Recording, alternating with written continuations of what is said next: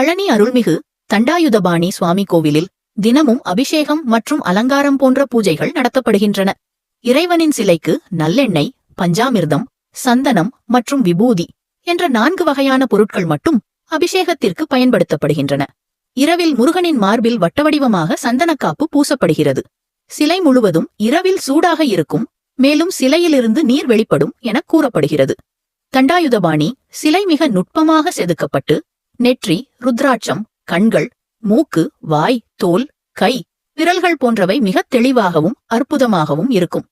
இந்த சிலையை பக்த சித்தர் போகர் உருவாக்கியதாகவும் அதற்கு 9 ஆண்டுகள் பிடித்ததாகவும் கூறப்படுகிறது. இந்த சக்தி வாய்ந்த சிலையை உருவாக்க முருகப்பெருமானின் மற்றும் அகத்தியரின் ஆசி கிடைத்ததாகவும் நம்பப்படுகிறது. இதற்காக போகர் 4000க்கு மேற்பட்ட மூலிகைகளை உலகின் பல இடங்களில் இருந்து திரட்டி மிக எளிதில் அழியாத சக்தி மிக்க ஒரு சிலையை உருவாக்கினார் என்று கூறப்படுகிறது.